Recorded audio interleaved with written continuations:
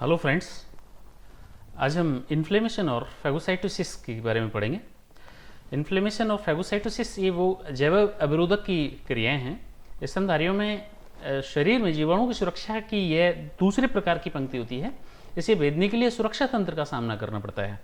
इसकी जो कोशिकाएं हैं वो आरईएस या रेटिकुलो एंडोथीलियल सिस्टम का निर्माण करती हैं। इन्हें मैक्रोफेज कोशिकाएं कहते हैं। इनका निर्माण अस्थि मज्जा में होता है और इनके अतिरिक्त ये लीवर में, स्प्लीन में और लिम्फ नोड में भी बनते हैं। जैव अवरोधकों में दो महत्वपूर्ण होते हैं, एक तो इन्फ्लेमेशन और एक फैगोसाइटोसिस। सबसे पहले इन्फ्लेमेशन लेते हैं।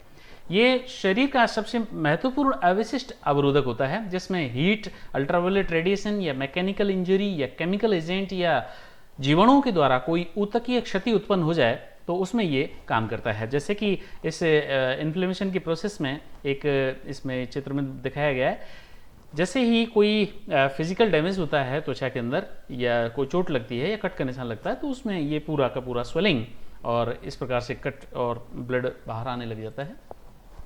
अक्सर शोध के दौरान घाव वाली जगह पर निम्नलिखित की 4 प्रकार की क्रियाएं होती हैं। एक तो स्वेलिंग होती है, यानी वो जगह सूज जाती है, एडिमा कहते हैं उसे। और एक उस जगह पर दर्द होता है, पेन होता है। एक रेडनेस यानी लाल हो जाती है और एक वार्मथ, वो गर्म हो जाती है उस जगह पर। ये 4 साइन हैं, 4 संकेत हैं इन्फ्लेमेशन के। ये वास्तव में शरीर की प्रतिरक्षा प्रणाली की एक क्रियाविधि है जिसके निम्न चरण, जैसे ही किसी जीवाणु के संक्रमण से अथवा चोट से ऊतक क्षतिग्रस्त होते हैं, वैसे हिस्टामिन जैसे रसायन उपचारी कारक या केशिका विस्तारक, कीमोटैक्टिक या वेसोडाइलेटर मुक्त हो जाते हैं। रक्त केशिकाओं की एंडोथीलियल सेल्स के जो टाइट जंक्शंस हैं वो ढीले हो जाते हैं और बीच में अवकाश निर्मित हो जाते हैं। इससे धमनिकाएं और केशिकाएं प्रस्तारित हो जाती हैं और इनमें पारगम्यता बढ़ जाती है। रिक्त स्थानों में से होकर के भक्षणुनाशी जो कोशिकाएं हैं वो कोशिका पार करके डायपेडिसिस के द्वारा बाहर आ जाती हैं। प्रभावित अंगों की ब्लड कैपिलरीज में रक्त प्रवाह घट जाता है। इससे ऊतकों का रंग लाल हो जाता है। तुरंत ही वहाँ मैक्रोफेज कोशिकाएं आ जाती हैं और न्यूट्रोफिल्स को प्रतिस्थापित कर देती हैं। सीरम के साथ में मिलकर के जीवाणु नष्ट कर देते हैं। शोथ किसी जीव का बाहरजात एंटीजन के प्रति बचाव का एक उपाय होता है। एक बार इंट्रूडर या कोई आक्रांता नष्ट हो जाता है, उसके बाद में शोथ धीरे धीरे ऑटोमेटिकली कम हो जाता है।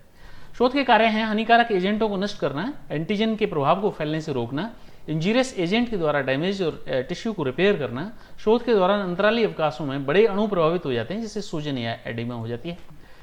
अब इसको एक वीडियो के द्वारा हम देख सकते हैं। इन्फ्लेमेटरी जो रेस्पॉन्स है वो उसको कुछ समय के अंदर ही ये शुरू हो जाता है। इसमें एडिमा, हीट, रेडनेस और पेन, ये 4 इसकी क्रियाएं होती हैं। और इसमें 4 चेंजेस जो आते हैं उसमें सबसे पहले होता है जो रेडनेस होती है, उसमें वेसोडाइलेशन होता है, यानी ब्लड कैपिलरीज का जो वॉल्यूम है वो बढ़ जाता है और उनके बीच में परमिएबिलिटी बढ़ जाती है। उनके बीच में जो रिक्त कोशिकीय स्थान हैं वो हो जाते हैं, जिससे एंडोथीलियल सेल्स के बीच में, जिससे कि अंदर की जो WBC हैं वो बाहर आ जाती हैं और उसका जो ब्लड का फ्लूइड है वो भी बाहर आ जाता है। और बाहर आने के बाद में वो पेन और एडिमा के लिए रेस्पॉन्सिबल होता है। उसके साथ में कुछ कॉम्प्लीमेंट प्रोटीन भी, जैसे मैनोज बाइंडिंग लेक्टिन है, ये इस प्रकार की भी बाहर आ जाती हैं। एंडोथीलियल सेल्स एक्टिवेट हो जाती हैं। एक्टिवेट से मतलब है कि उनकी जो सेल मेम्ब्रेन है उसके ऊपर कुछ रिसेप्टर्स डेवलप हो जाते हैं, सेल एडिशन मॉलिक्यूल उन पर आ जाते हैं, जिससे कि ल्यूकोसाइट्स को वो अटैच करने में सक्षम हो जाती हैं। उसके बाद में क्लॉटिंग होती है। क्लॉटिंग जो है वो आगे फैलने से रोकती है इन्फेक्शन को। इसका पर्पज़ क्या है? इन्फ्लेमेटरी रेस्पॉन्स का पर्पज़ है कि सबसे पहले रोगाणुओं से सुरक्षा करना हमारी, ये इन्फ्लेमेशन का पर्पज़ होता है। कैपिलरीज का जो बढ़ा हुआ डायमीटर है वो एक्टिवेटेड एंडोथीलियल सेल्स होते हैं, उनके सबसे पहले ल्यूकोसाइट आती हैं और ल्यूकोसाइट आकर के उससे अटैच हो जाती हैं और उनके जो रिक्त कोशिकीय स्थान होते हैं उनमें से बीच में से निकल करके और टिश्यूज़ के बीच में आ जाती हैं। इस प्रकार से दूसरा है जो कट लग जाता है, उससे कट के माध्यम से जो एंटीजन है या पैथोजन है वो पूरे शरीर में नहीं फैल जाएं, दूसरे ऊतकों में नहीं फैल जाएं, उसको रोकना। उसके बाद में कट या घाव को भरना या उसको फैलने से रोकना सबसे इंपॉर्टेंट काम होता है। उसके बाद में जो इन्फ्लेमेटरी सेटअप है वो किसके लिए होता है? मेनली तो पैथोजन से रोकने के लिए होता है। ये फिजिकल टिश्यूज जो डैमेज हो जाते हैं उससे रोकने के लिए होता है। ये जो इन्फ्लेमेटरी मीडिएटर्स हैं वो कुछ रिलीज होते हैं और वो इन्फ्लेमेशन कॉज करते हैं। इसमें मैक्रोफेज और न्यूट्रोफिल्स का अहम रोल होता है। वो कुछ रसायन का स्रावित करते हैं, जैसे प्रोस्टाग्लैंडिन हैं, ल्यूकोट्राइन्स हैं, प्लेटलेट एक्टिवेटिंग फैक्टर हैं। ये लिपिड मीडिएटर हैं जो इन्फ्लेमेशन को होने से बचाते हैं। कुछ मैक्रोफेज जो कोशिकाएं होती हैं वो अपने अंदर से केमिकल्स का स्रावण करती हैं। वो उन केमिकल्स को साइटोकाइंस कहते हैं। ये साइटोकाइंस का स्रावण मैक्रोफेज के पास में कंसंट्रेशन ज़्यादा होता है और जैसे जैसे दूर जाते हैं वहाँ कम होता जाता है। तो जो मैक्रोफेज कोशिकाएं हैं वो कीमोटैक्सिस की सहायता से यानी इंक्रीजिंग कंसंट्रेशन की ओर गमन करती हैं। यानी इन मैक्रोफेज की तरफ दूसरी जो WBC हैं वो इनकी तरफ आती हैं, जिसे कीमोटैक्सिस कहते हैं।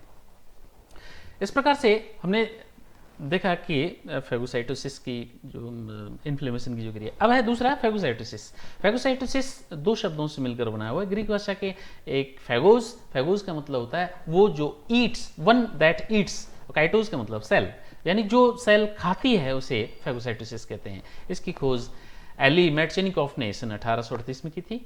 ये घूमती फिरती मैक्रोफेज कोशिकाएं वंडरिंग मैक्रोफेज होती हैं जो जीवों को खाकर के नष्ट करने की क्रिया को वक्षाणुनाशन कहते हैं। वक्षाणुनाशन की जो क्रिया है वह 4 चरणों में होती है: कीमोटैक्सिस, एडेरेंस, इंजेक्शन, डाइजेशन, इजेशन। सबसे पहले कीमोटैक्सिस की जो क्रिया है वो वक्षाणुनाशन या फैगोसाइट का एक विशिष्ट स्थल की ओर आकर्षण होना, उस स्थल की ओर जहां पर एंटीजन है या पैथोजन उपस्थित है उसकी ओर आकर्षित होना, ये कीमोटैक्सिस कहलाता है। ये जो आकर्षण है ये विशिष्ट सूक्ष्म जीव या उनके उत्पाद या WBC के घटक या क्षतिग्रस्त ऊतक या अथवा कोशिकाओं एवं सक्रिय संपूरक प्रोटीन इनके लिए उत्तरदायी होती हैं। जैसे कि इस चित्र में बताया गया है, ये 6 चरणों में 6 स्टेप्स में ये कंप्लीट हो रही है। एंटीजन के पास आया, एंटीजन अंदर लिया, एंटीजन को डाइजेस्ट किया, एंटीजन को और अपशिष्ट पदार्थों को बाहर निकाल दिया। इसमें दूसरा जो चरण होता है एडेरेंस होता है। वक्षाणुनाशन या फैगोसाइट की क्रिया कला से सूक्ष्म जीव उससे संपर्क में आ जाते हैं, चिपक जाते हैं और ये आसंजन तुरंत हो जाता है। कुछ सूक्ष्म जीव संपूरक प्रोटीन की सहायता से उसको एंटीजन को ढक लेते हैं, उसे कोई भी रेस्पॉन्स करने से रोक देते हैं, जिसे इस क्रिया को ऑप्सोनाइजेशन कहा जाता है। इसके बाद में वक्षाणुनाशन की क्रिया होती है। इसके बाद अंतर्ग्रहण, इंजेक्शन या डाइजेशन। आसंजन के पश्चात वक्षाणुनाशन के उत्पाद निकलते हैं और उसको अपने आगोश में लेकर के उसके अंदर मिला लेते हैं, अंदर मिला करके उसको फैगोसोम बन जाता है और उसके चारों ओर आकर के उसके लाइसोसोम जो है उसके चारों ओर आकर के एक वर्दी बना लेते हैं, उसे फैगोलाइसोसोम की कहते हैं। ये लाइसोसोम अपने पाचक एंजाइमों को उसके अंदर उड़ेल देते हैं और उसका पाचन कर देते हैं। पाचन करने के बाद में जो भी अपशिष्ट पदार्थ बचते हैं उसको इजेशन के द्वारा एलिमिनेट कर दिया जाता है शरीर से। ये वक्षाणुनाशन की जो क्रिया है वह लीवर में, लंग्स में, स्प्लीन में इनमें होती है। 90% एंटीजन 10 या 20 मिनट के अंदर ही नष्ट कर दी जाती हैं।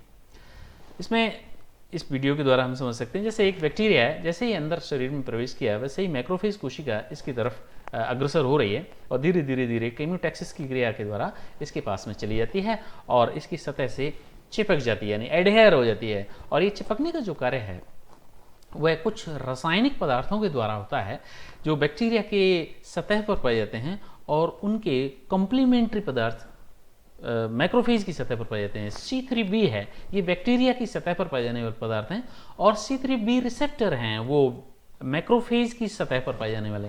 ये दोनों आपस में चिपक जाते हैं, बंधन हो जाता है। बंधन होने के बाद में और ये मैक्रोफेज है वो अपने स्यूडोपोडिया के द्वारा उसको चारों तरफ से घेरते हुए अपने अंदर मिला लेती है और ये फैगोसोम कहलाता है। इस फैगोसोम के चारों तरफ लाइसोसोम आते हैं। लाइसोसोम आकर के और चारों तरफ एक गोल घेरा बना लेते हैं, इसे फैगोलाइसोसोम कहते हैं। लाइसोसोम अपने डाइजेस्टिव एंजाइमों को इसके अंदर उड़ेल लेते हैं और इसका डाइजेशन हो जाता है, किल हो जाता है और डाइजेशन हो जाता है।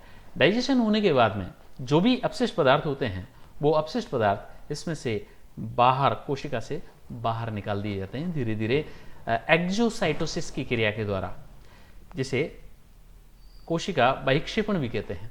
इस प्रकार से एक फैगोसाइटोसिस की क्रिया संपन्न होती है। Thank you.